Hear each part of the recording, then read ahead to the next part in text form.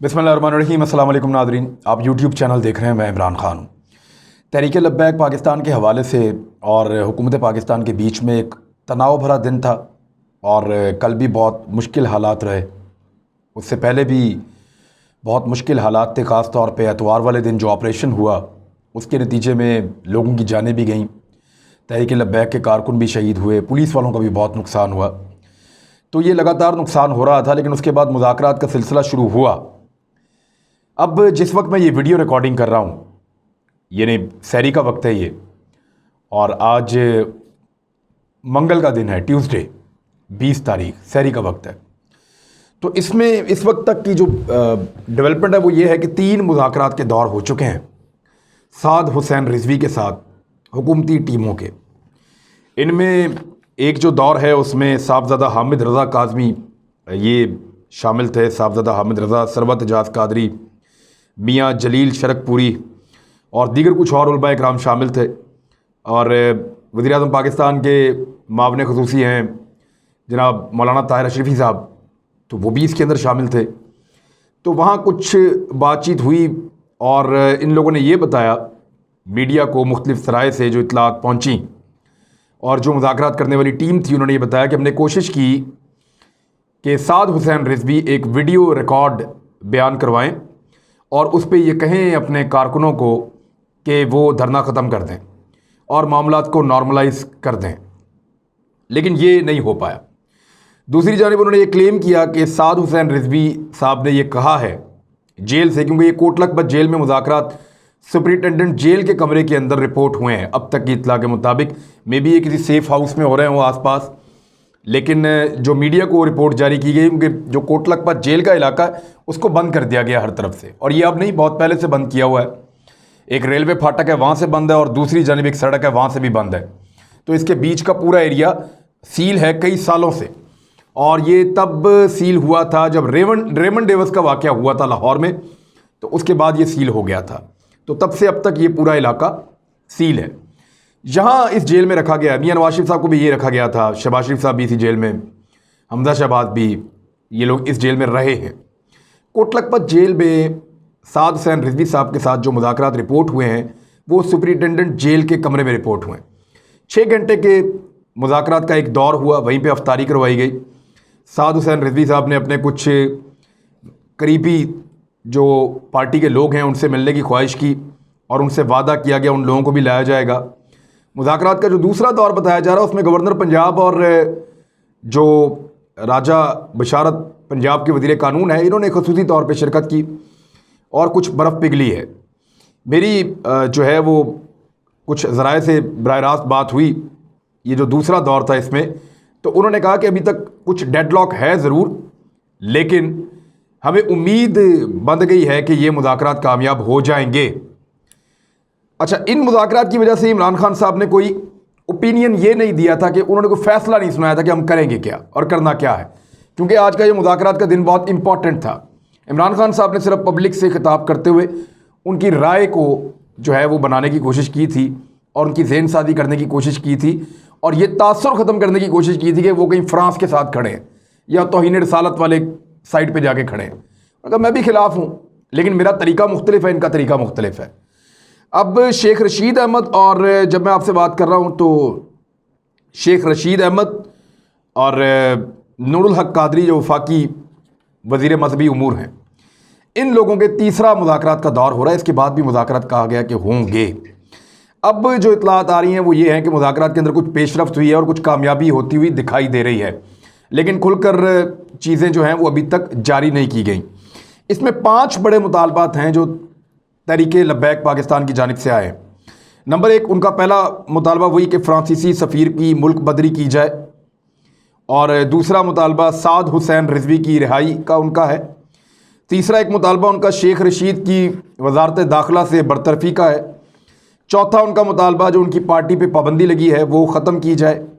5वां उनका मुतालबा जो है वो ये है कि गिरफ़्तार कारकुनों की रिहाई और मुकदमात का खात्मा किया जाए। गवर्नर पंजाब से मेरी बात हुई तो उन्होंने कहा था कि मुज़ाकरात चल रहे हैं, क्योंकि तीसरे दौर के अंदर भी वो शामिल थे और उनको लगता था कि वो होपफुल हैं और ये मुज़ाकरात कामयाब हो जाएंगे।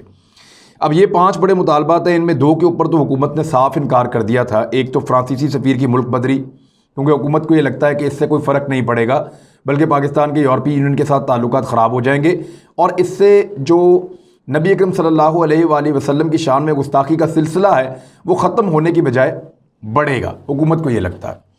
शेख रशीद की बरतरफ़ी का मामला जो है उसके ऊपर भी हुकूमत कह रही है किसी दबाव में आकर वज़ीर को हम नहीं हटाएंगे।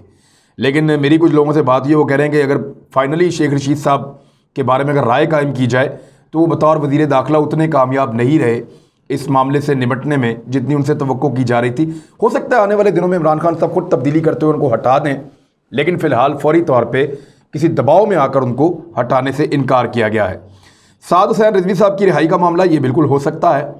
पार्टी पर पाबंदी का खात्मा, इसके लिए रुजू करना पड़ेगा कुछ फोरम्स पे, क्योंकि यहाँ पे जो पार्टी के ऊपर पाबंदी का मामला है ये पाकिस्तान ने, आपको याद होगा कि एक नेशनल एक्शन प्लान बनाया था, ये उसके तहत ये हुई है कार्रवाई और इसको ख़त्म करने के भी रास्ते हैं। गिरफ्तार कारकुनों की रिहाई हो सकती है। मुकदमात का खात्मा तो ये एक बड़ा सवाल है, क्योंकि इसमें लोगों की जानें गई हैं, बहुत सारी इमलाक जली हैं, लेकिन एक बड़े मकसद के लिए छोटी कुर्बानी रियासत दे सकती है। तो फ्रांसीसी सफ़ीर का मामला और शेख रशीद के मामले के ऊपर एक बड़ा डेडलॉक है। दूसरी जानिब अगर ये मुज़ाकरात कामयाब नहीं होते, जिसकी अब इम्कान जो है वो कम रह गए हैं, क्योंकि मुज़ाकरात कामयाब हो जाएंगे, उलमा इकराम के बहुत बड़े बड़े वफूद और बड़े अहम तरीन लोग, बड़े काबिल इज़्ज़त लोग जो वो इसके अंदर शामिल हुए हैं, हुकूमत की जानिब से भी बड़े तगड़े लोग इसके अंदर आए हैं, पुलिस और इंतज़ामिया के लोग भी मौजूद हैं, जबकि जो साद हुसैन रिजवी और उनके साथी हैं उनके बहुत करीबी लोग भी वहाँ मौजूद हैं। तो उम्मीद है कि ये मुज़ाकरात कामयाब हो जाएंगे। देखिए, एक लड़ाई के बाद, एक धरने के बाद, एक बहुत बड़ी मुसीबत के बाद भी बैठकर मुज़ाकरात होने हैं, तो उससे पहले मुज़ाकरात करके बहुत सारे लोगों को मुसीबत से बचाया जा सकता है। रमज़ान मुबारक का महीना है, उलमा इकराम को अपनी अपनी मसाजिद के अंदर रौनकें बहाल करनी है और वहाँ पे जो है वो, और रमज़ान के बीच में इस किस्म की तकसीम जो कौम में हो रही है वो किसी को भी सूट नहीं करती। अब मैंने आज एक वीडियो देखी और उस वीडियो को देखने के बाद वो बड़ा वो जज्बाती किस्म की वीडियो थी कि सामने नीचे एहतजाज करने वाले मुज़ाहिरीन खड़े और वो बाजमात नमाज अदा कर रहे हैं और पीछे एक पुल है, उस पुल के ऊपर उन मुज़ाहिरीन से निपटने के लिए जिस पुलिस को भेजा गया है वो पुलिस के जवान उसी आलम दीन के पीछे खड़े होकर नमाज भी पढ़ रहे हैं। यानी वही हमारे इमाम हैं और उन्हीं से इस वक्त झगड़ा चल रहा है। ऐसा कहीं दुनिया में आपको देखने को नहीं मिलेगा। लेकिन ये सारे एक जैसी माओ के बेटे हैं, एक जैसे दिखते हैं, सिर्फ उन्होंने यूनिफॉर्म पहना हुआ है, वो अपनी ड्यूटी वहाँ से पूरी कर रहे हैं, इन्होंने सर पे टोपी पहनी हुई है, ये अपनी ड्यूटी यहाँ से पूरी कर रहे हैं। दोनों का दिल दुखता है जब नबी अकरम सल्लल्लाहु अलैहि वसल्लम की शान में गुस्ताखी होती है। जब दोनों हाथ उठाते हैं तो एक ही अल्लाह से मांगते हैं।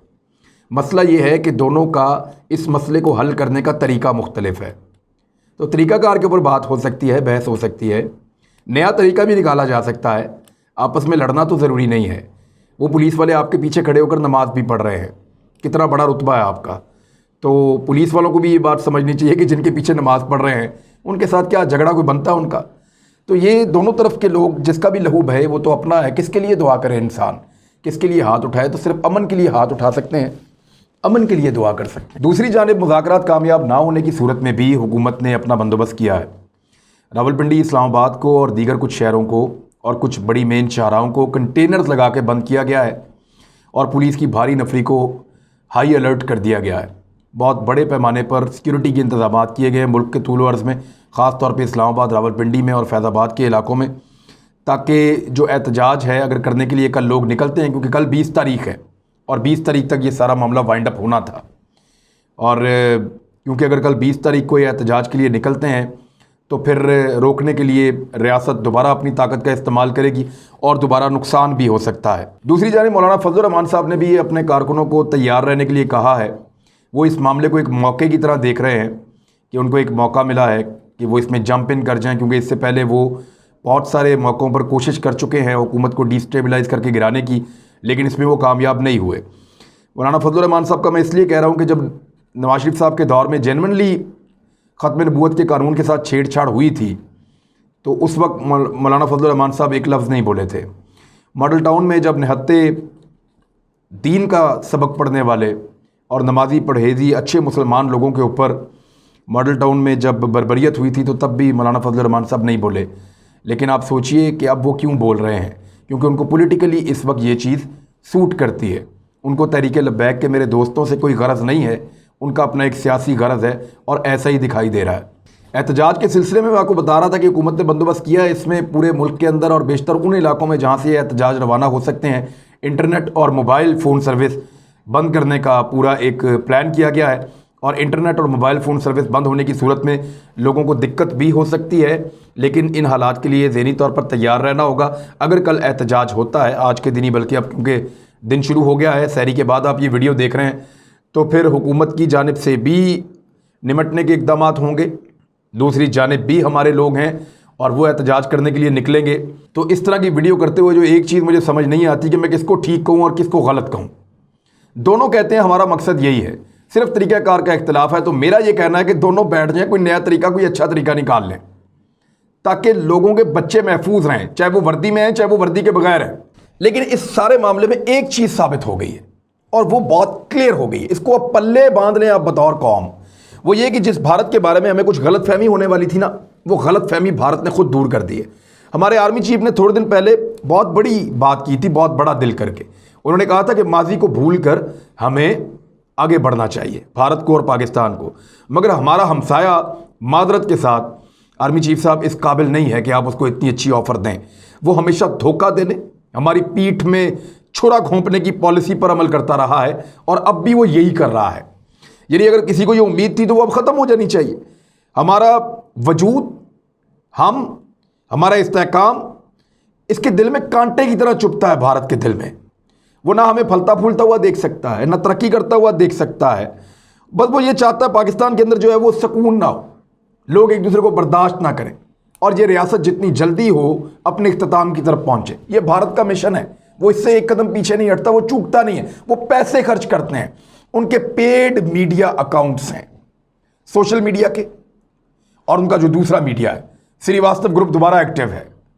इंडियन क्रॉनिकल्स को बेनकाब किया जा चुका है, यूरोपीय यूनियन ने, वहां से EU डिसइंफो लैब ने उनको बेनकाब किया था।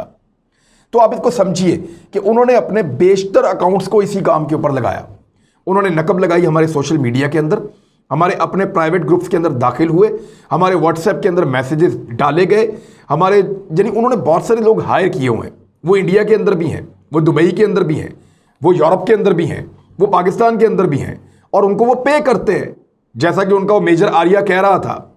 यानी वो इसको सेलिब्रेट कर रहे थे। उन्होंने पाकिस्तान में आग लगाने में कोई कसर नहीं छोड़ी। वो जो ट्रेंड बना था ना, top trend civil war in Pakistan, उसके पीछे वो बन ही नहीं सकता था अगर इंडियन ट्वीट्स ना होते, इंडियन सोशल मीडिया एक्टिविस्ट अगर उसके अंदर पूरी तरह से एक्टिव ना होते तो वो ट्रेंड बन ही नहीं सकता था। मैंने उस एक ट्रेंड को चेक किया, दो और ट्रेंड थे उन दोनों को चेक किया और मैंने आपको एक ट्रेंड दिखाया भी था कि भारत की इसके अंदर कितनी इन्वॉल्वमेंट है और किस तरह उनके अकाउंट्स एक्टिवली काम कर रहे हैं। तो भारत ने मौके से फ़ायदा उठाते हुए पाकिस्तान में खाना जंगी लगाने की पूरी कोशिश की है। अब हमें उनके सामने हमेशा ताकतवर, बाखबर, चौकन्ना और होशियार रहना पड़ेगा। इसके ऊपर भरोसा नहीं किया जा सकता। चाहे दुनिया में कोई भी आपको कहे मुज़ाकरात करें, ठीक है, अच्छी बात है, आओ बैठो बात करते हैं बराबरी की सतह पे, आओ कश्मीर से शुरू करते हैं फिर आगे बढ़ते हैं। यही भारत की औकात है और यहीं से हमें उसके साथ बात शुरू करनी चाहिए।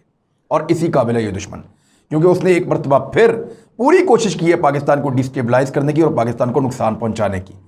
ये अनफॉर्चुनेट है और ये सरकारी सतह पे सरकारी सरपरस्ती के बगैर हो नहीं सकता, क्योंकि इसमें बहुत सारे फंड्स लगते हैं, बहुत सारा दिमाग लगता है, बहुत सारी प्लानिंग लगती है। मेरी एक आज डिफेंस जो एक्सपर्ट्स हैं उनसे बात हो रही थी तो उन्होंने कहा ये अजीत डोवल का मॉडल है 5th जनरेशन वॉर का, और वो इसमें चूकता नहीं है, ऐसे किसी भी मौके को जाने नहीं देता। तो उसने वही किया जो उसने करना था। लेकिन हमने क्या किया, हमारे कुछ नादान दोस्त जो हैं वो उनके लिए इस्तेमाल हुए। यानी जिस वक्त TLP के लोग, तहरीक लब्बैक पाकिस्तान के लोग सड़कों में मारधार कर रहे थे तो उन्होंने, हमारे दोस्तों ने हुकूमत को उकसाया, किधर है हुकूमत, किधर है वज़ीर आज़म, किधर है पुलिस, किधर है फ़ौज, ये क्या हो रहा है, अब फैज़ाबाद का फैज़ भुगतो, ये चीज़ें उन्होंने इंस्टिगेट किया। जब रियासत ने जवाब दिया तो साथ ही उन्होंने बैन डालने शुरू कर दिए, ये क्या कर रहे हैं, ये जुल्म है, ये मॉडल टाउन का सानिया दोबारा हो रहा है, आपने जलियांवाला बाग बना दिया है। अच्छा, वो मामला रोका, दोबारा मुज़ाकरात में बैठे, अब आप उनसे मुज़ाकरात क्यों कर रहे हैं? आपने तो उनको कलअदम करार दे दिया था। अमेरिका तालिबान से मुज़ाकरात कर रहा है, दुनिया की सबसे बड़ी कलअदम तंजीमों में से एक। तो जो ग्राउंड रियलिटीज़ होती है ना, उसमें ऐसे बेवकूफ़ाना सवाल पूछने वाले लोगों को क्या जवाब दिया जाए। वैसे अब तक के लिए इतना ही। दुआ करें कि अल्लाह ताला कोई अच्छा नतीजा निकाले। अच्छा नतीजा निकलेगा मैं आपके साथ शेयर करूंगा। लेकिन तनाव भरे माहौल में एक अच्छी खबर यह है कि जो मेरे पास सोर्सेज से इत्तला पहुंची, मेरी गवर्नर पंजाब साहब से बात भी हुई थी, वो ये कह रहे हैं कि मुस्बत रद्द-ए-अमल आ रहा है, हमें उम्मीद है कि मामला रिजॉल्व हो जाएगा। अब तक के लिए इतना ही। अपना ख्याल रखिएगा, इस चैनल का भी। अल्लाह हाफ़िज़।